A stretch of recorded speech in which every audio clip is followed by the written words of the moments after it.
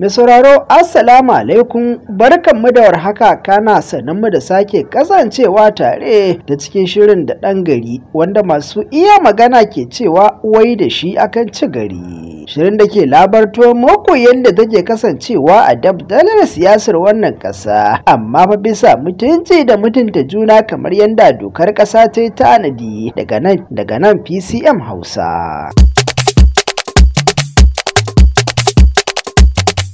Da wannan kuma ku sanyo takalman kuka na mu yi sabbin zarace zuwa farfajiyar jam'iyyar PDP, babbar jam'iyyar adawa ta ƙasar nan, inda aka jiyo jam'iyyar PDP ta yi Allah wadai game da tofin alatsi ne kan batun dakatar da sanatan Tasha Akpoti daga majalisar dattawa bayan zargin shugaban majalisar sanata Godwin Akpabio da cin zarafinta. Jam'iyyar ta bayyana takaicinta matuƙa kan yanda a cewarta aka yi gaggawar dakatar da Natashan ba tare da an gudanar da binciken ba sani ba sabo ba kan zargin da ta yi wa shugaban majalisar. Wannan jawabin na kunshe ne a cikin wata sanarwa da kakakin jam'iyyar PDP na ƙasa Debo Olagumba ya fitar, wanda ke shaida cewa majalisar tana amanna tare da rufa-rufa domin ba mai laifi kariya. Dakatar da Nishata ɗin tsawon watanni 6 hana mutanen Kogi da ta tsakiya ne wakilci, wanda haƙi ne da kundin tsarin mulkin ƙasa ya ba su. PDP ta ce kamata yi shugaban majalisar ya kare kansa daga zargi ta hanyar sauka daga jagorantar zaman tattaunawar, kasancewar shi ake zargi matakar babu wani da yake boyewa. Wannan ba karamin